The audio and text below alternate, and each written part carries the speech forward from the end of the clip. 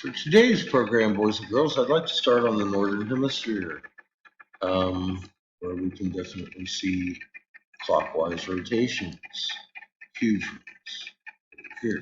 Now, notice if we pull back and give it a big picture, we can go up and trace these things from surface all the way up into the jet stream and see that that is actually the jet stream directly transferring over onto the surface, just like I had pointed out was beginning a couple of years ago. When this is the wind globally. It's like everywhere has got this is surface. And these sustained storms that have not fucking moved for a very long time, almost 2 years, they've gotten bigger and stronger, which is exactly what we've been saying would happen. And the fires are still around. These are not hot spots, these are verified fires. You don't believe me? Your neighborhood's on fire, East Coast? Look at your fire maps on your state. You are on fire. We were experiencing a lot of smoke around here um, this summer, and they kept talking about the Canadian wildfires, and then we got to looking and found out that the actual Smoky Mountains was on fire right out here, Smoky Mountain National State Park and stuff. I mean, these fires all the way up into Michigan and shit, you know. No joke, folks. The grass was lighting out on fire out here. Chad caught it on fire. It's not fire season for the East Coast. I mean, this is record fires going on up here in Jersey and Pennsylvania all summer. They're still going. Um, and, look around. The literal globe is on fire. You know, Russia, all these islands, which are piezoelectric fucking points in the middle of the goddamn ocean, and we're surrounded by magnetic EM fields. Um, Go figure. Hawaii burst on flame. Did you see Indonesia? Hmm. How about the Philippines? All over the goddamn globe. Nobody's listening, it seems. And it's not because of the weak magnetosphere at all. The weights, sixes and multiple fives. Who said that was going to happen? I did. And it's a sustained thing. It's like we're in a new plateau. We're having fives, sixes, multiples every day. A couple years ago, I tried to warn you.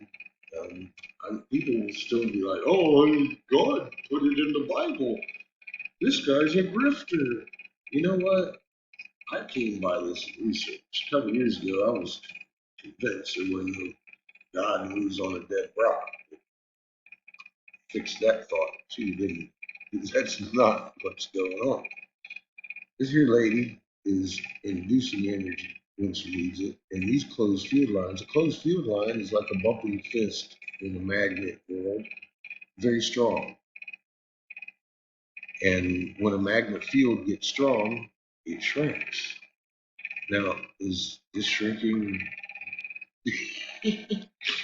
Well, you can see she's actually pushing on both sides. Because, of course, the polarity is pushing on both sides. To the point that you can actually see those as showing the speed is like very inconsistent. And this is pushing back, pushing back, pushing back. You can see the rhythmic. And this nice dark spot right here in behind us, that is the planet that you can see at night. It's inside lunar orbit. And it takes up most of the sky in the northern horizon, in the north hemisphere. Go look. Keep saying go look. Don't believe me. But the IMF lines, that indicates a sun, period. And there's a sun back here. Its magnetosphere keeps interacting with this planet. I mean, these points keep coming in. They shouldn't be like this. The model should look almost perfect in a normal day, and it always had for a long, long time. And all of a sudden, this began. And now look at the wind blowing all the IMFs in front of Earth. Explain that, Ben Davidson. But he never will, because he works for NASA. Now, NASA did finally admit that Earth's axis shifted. They're blaming cow farts, talking about, stupid crap. But they had to because, I mean, we've literally had captains of tanker ships come over here to this channel and be like, oh my God, you made so much sense out of why my sextant isn't reading with my GPS. We're off kilter. And these people have radios and they explain things to each other because all they have to do is drive a ship. Been there. I was on a shrimp boat in Texas, Arkansas, etc. And missile cruisers. I don't know what. I've been out to sea. A lot of radio jack. Everybody's talking about this. Yeah. So NASA actually had to come out and admit it last year. We tilted in 2010, folks. So I started reading hieroglyphs. Accidentally. I realized that I dove into Egypt. I never looked. This is easy to read. And then people started bringing me stuff from Mesoamerica. And I'm all like, oh my God, there's Ra and Horus, the angry red brother, you freaking feathered serpent dude. You kidding me? And these aren't vowels. Here's Ra with his staff and everything. He's the king. I mean, this is in Peru. This ain't no damn ball game. That's Horus. This is our son, and this is freaking Ra right here. I mean, this is an angry red brother and the feathered serpent. I mean, that's how they roll. But this is your solar plumes. This is your little dingly cobras. I mean, cobra. Yeah, man. They just did it prettier in Mesoamerica, but they put the same physics into the language that we were drawing global. Both in Giza and Peru, we got the boats. Now, this is a damn boat. It's made out of people, but it's a fucking boat, and there's people in the boat. Well, who the king? The blue guy. Oh, well, that must be the blue Cucino, the blue spectrum, ultraviolet sun. These are the planets that came back with it. Simple as that. They were documenting the returns of the suns across the globe. No wonder they correlate. Again, I mean, this is just too obvious. There's several videos where I go over this. This is not a ball game. It's just in Mesoamerica. The little square things around this are the freaking magnet signatures. The same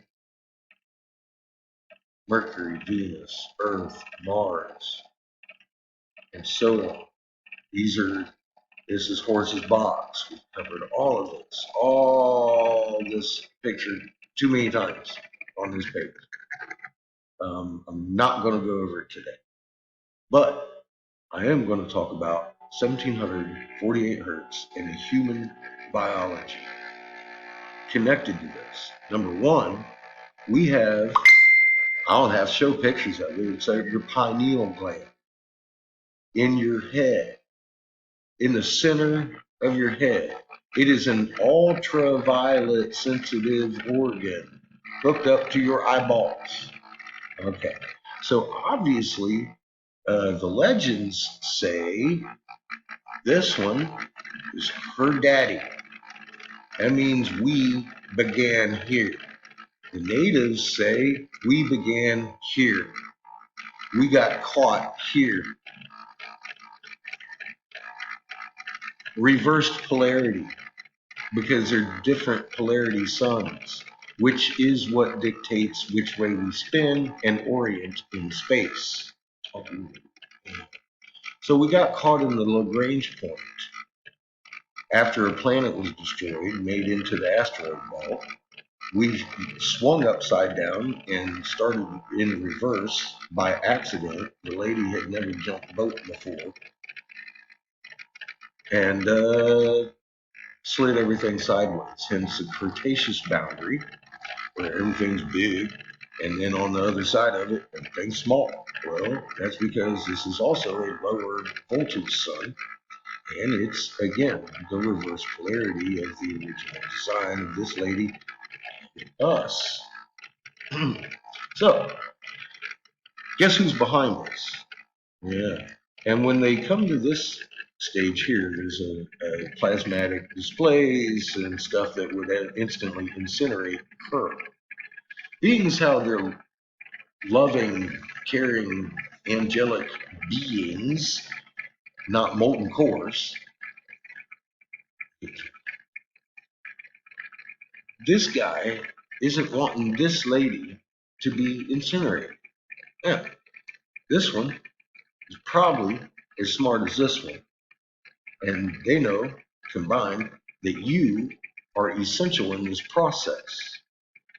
Because Horus here is fixing to have a nova blast, and there is one tone, two tones, three tones equals a chord going to be sung through this creation of three suns here, where you're looking at a firmament going to be blown right the hell off with the trumpets, because when you bring electron magnets like this together, they're going to send a tune that ain't been heard.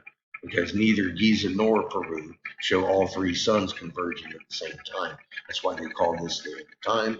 We live in a frequency-based reality, and I'll tell you what, if you ain't in the right frequency and doing your job in a true meekness, understanding who Creator is, who Mother is, who creation is, and who you are, you can't fake meek, man. It's a pure intent of the heart. This is why all this knowledge has been given to us, because we're going to need it to help protect all of life on Earth. Just like that Jeebus character says in the twisted version of our Jesuit book, the Bible. Now, if you read your cuneiforms and your Bible canon and the ancient rocks that we were scrawling on that they claimed they couldn't read, Marduk become Ra. Ninjagita became Thoth, the two sons of Enki. It's all there. You just gotta. I've been researching for over a decade now. Every day in my sleep, I listen to Sumerian documentaries. You don't need to know all that. All you need to know is you got a magnet, and everything else in existence has a magnet, including all the atoms in the universe.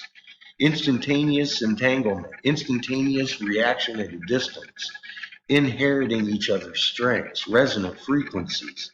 She is at a meek frequency. You need to be at a meek frequency, and you will inherit her strength and help protect all of life.